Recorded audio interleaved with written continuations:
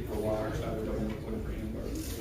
All right, guys, thanks for coming to the Oilfield Christian Fellowship today. That's my itinerary, man. Oh, there you go. That's his itinerary. Yeah. Hey, man, before we get started, we all just know so many people with health issues, finances, relationships, I mean, just on and on and on. Everybody in this room struggles with, the problems, and we know there's nobody in this world that doesn't. So, just bow our heads real quick, say a quick prayer. We have so many people on our list, and one person in particular, Jeff. They had their grandchild last night, and so just keep them in the prayers that the baby's healthy, and your own people as well. So.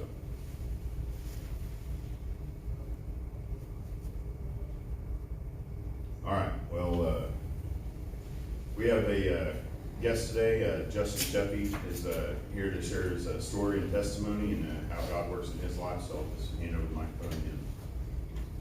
Thank you for doing this, buddy. No problem. Thanks, Matt.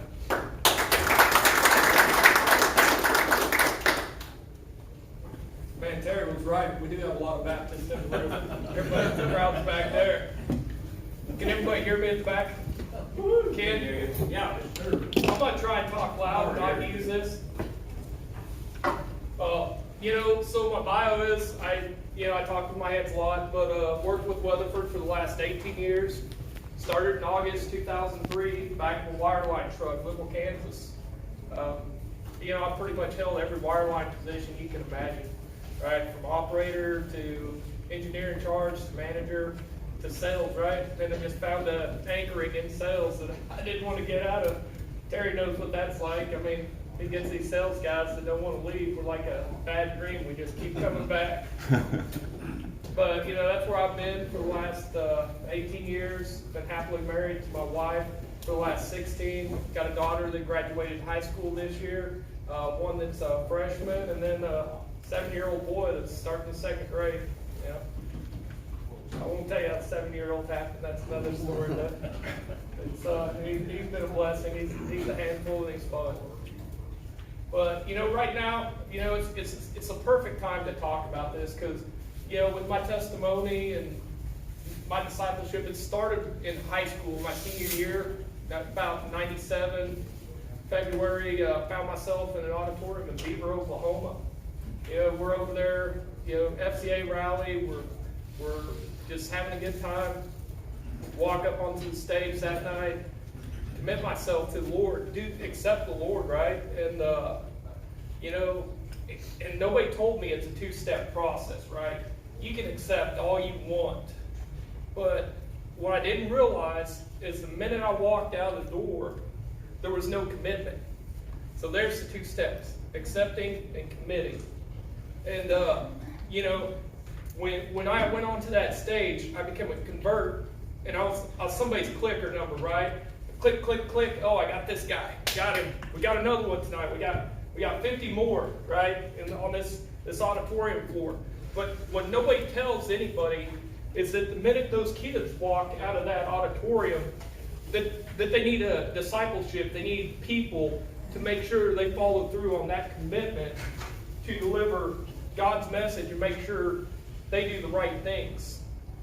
So, I go out of that and I fall right back into my ways, right? I'm not committed. I accepted, not committed, right? So I'm back. I'm having a good time. Graduate high school, May 97.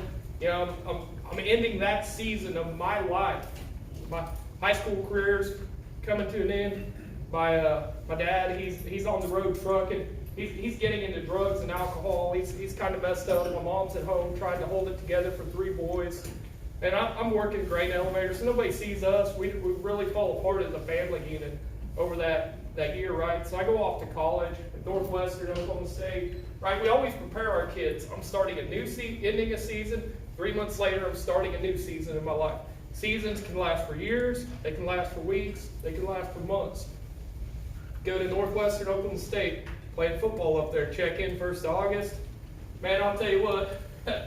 Everybody asks me if my son's going to play football. I say, no way. Walk into that atmosphere, around guys, and we're a bunch of adolescent men that are just doing wrong every week. We go to practice Thursday, Friday, and Saturday nights. We're at the bar. We're drinking, we're fighting, we're just not doing anything that we should be doing because we're in an environment where there's no leadership around us. I mean, you know, you go back to the Bible and it says, you know, the disciples are coming in from the ocean and Jesus is sitting on the beach and he says, cast your net on the right side of the boat. And when they do, they bring their nets up and they're so full they can't bring them in the boat. But nobody was casting their nets on us in the beginning of that season. We were over there doing what we want. Everybody else is casting their net on the left side of the boat, coming up empty, right? So our parents let us go into a world that we weren't ready for.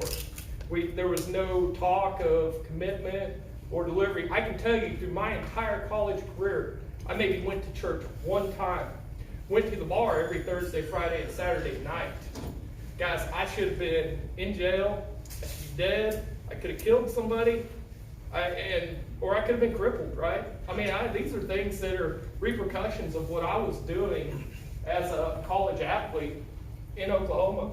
I mean, as men, we turn our shoulders to it, but we need to guide our children that are ending these seasons in their life and beginning new ones, that this is what it's going to look like. I mean, it continued, right? So, you know, in John chapter 4, verses 13 and 14, it tells us one thing, right? It says, Jesus answered, everyone who drinks this water will be thirsty again. But whoever drinks the water I give them will never thirst. Man, we were drinking from the wrong well. Every time we went out there, went to the bar, drove, did something we weren't supposed to, we were thirsty again, and it kept coming faster. Graduate college, end up back in Liberal, Kansas. Had a buddy who went down, played football out of Dallas. Not gonna name any names. Man, you know, we just progressively worse, right? Now we're not only drinking, we're driving, bars, fighting. Now okay, we're 21, we're at strip clubs, right? There wasn't a strip club from Amarillo to Oklahoma City, Wichita, Kansas, Dallas, Texas we weren't in.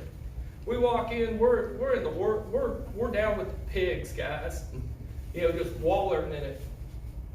You know, I'll tell you how bad of people we were around. Center for the Dallas Cowboys is sitting in one of those clubs next to us, the Lodge, Dallas, Texas.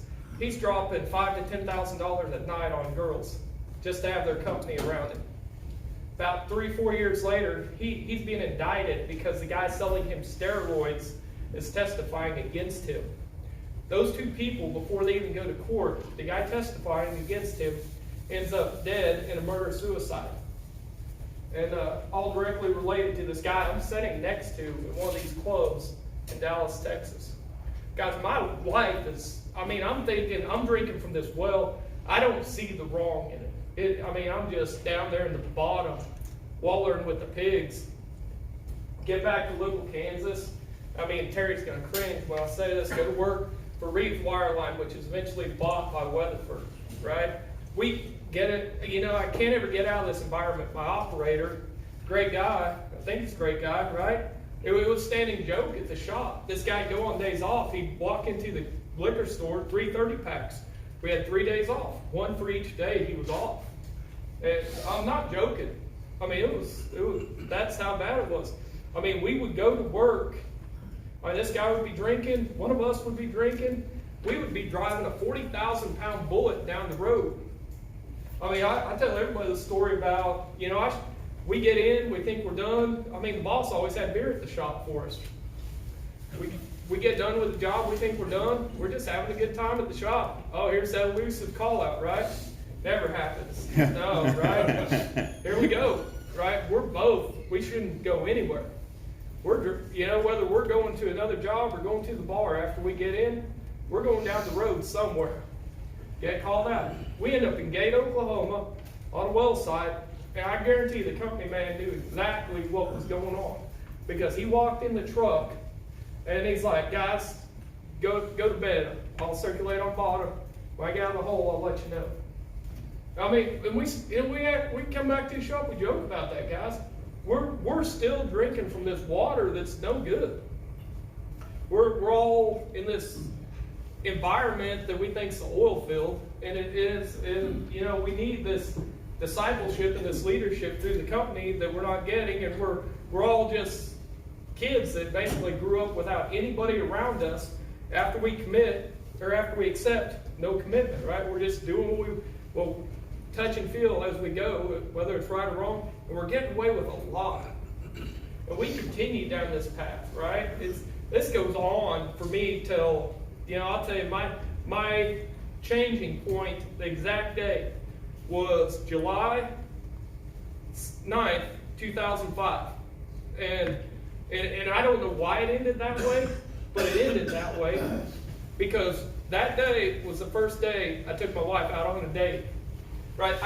And I don't know, I can't explain why that God put that commitment in my life, but He did. So, you know, July 9th, right? I'm committed. You know, it could have ended either way, right? It doesn't have to go for my. She's in a rough patch in her life. I'm having fun, but what I think's fun, if I'm wallering with the pigs, right? And she's struggling, you know. And so we go up. I mean, you know, one thing I quit going to bars. I quit drinking after jobs. I wanted to be home, and you know, quit going to the strip clubs. It was just that simple, right? Just right there. But the other thing is God decided He's going to commit to me by placing this woman in my life. And right now, and I'm going to say this, God knew me before I knew Him, because I'm going to explain this relationship from that July 9th. So I'm going to flashback here a little bit and try and get this caught up. So in 1988, moved to Turpin, Oklahoma from Garden City, Kansas. Dad's working for Slauson. You know, gets laid off a week after we moved there.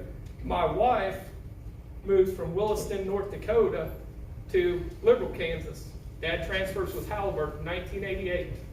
So there, right? The two people end up in the same spot. Had no idea at this point who each other were.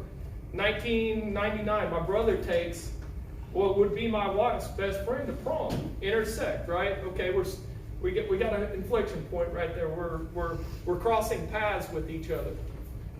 Then go our different ways. I'm off in college. She's off in college. I come back. You know what? The guy I'm working with, his sister-in-law, my wife. We just randomly run into each other, Homeland parking lot. And I mean, this is our paths are intertwined for over 20 years, right? That we have no idea. And then eventually, you know, after July, you know, she's like, we're going to keep doing this. We're going to find a church home. We're going to do this. Man, I will tell you, I've been to Presbyterian churches. I've been to Pentecostal churches. Been to Lutheran, Catholic, you know, Baptist. We went everywhere. So we decided, you know we want to get married before God. God's working on both of us in our lives. But we can't agree on a whole lot on what it looks like. So we decide the Methodist Church in Liberal, Kansas, best looking church in town. You know, we go join the church, right, for the wrong reason. There's not a commitment there, right?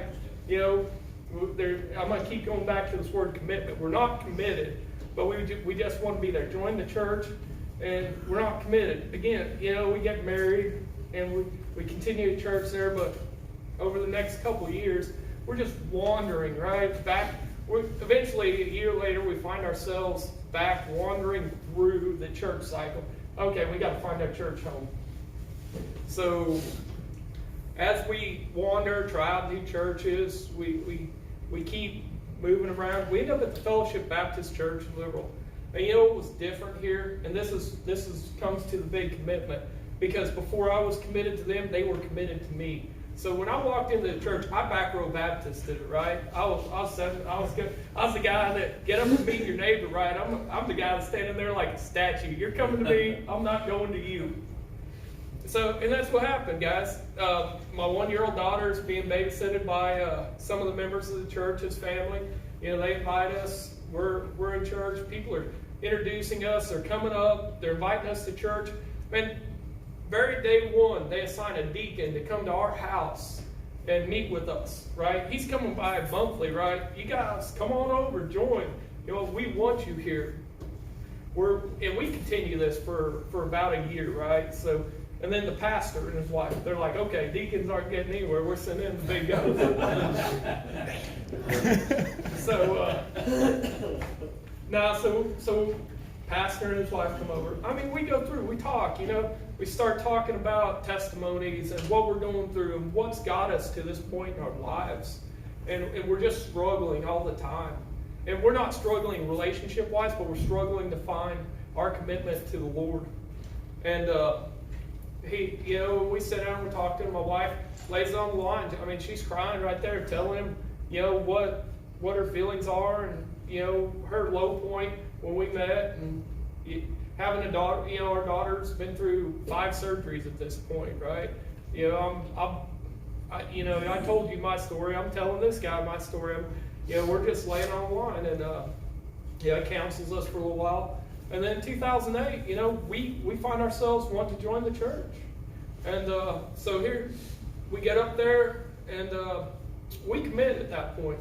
We're together, we went through believer's baptism, joined the church. Now, it was a long, slow process over 12 years. But when we went through it, our journey in the Lord began.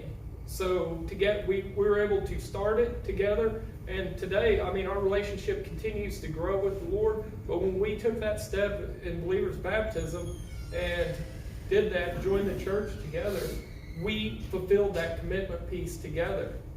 So we went from acceptance to 12 years later to finally understanding what a commitment was with the Lord, and we continue to grow in that commitment today. And from then, both of my daughters have accepted and committed to the Lord over in about 2014 and 2015. My youngest first, because she's pretty strong-willed. She doesn't fall far from the tree. And now I'm working on my son.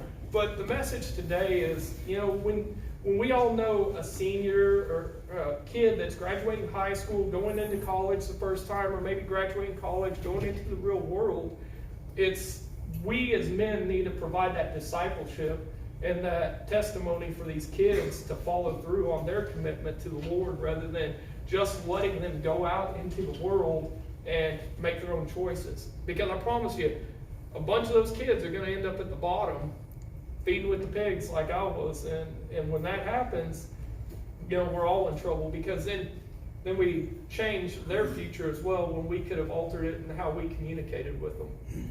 And that's how I got to where I am today. I mean, I promise you guys, I do not deserve to be right here. But the Lord knew me before I knew Him, and He set me on a path to be here today. And that's how I ended up here today. Good job.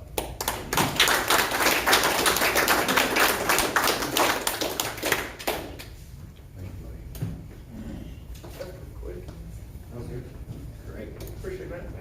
God bless you.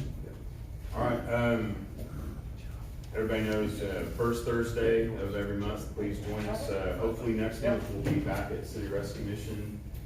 So, pray for that to happen.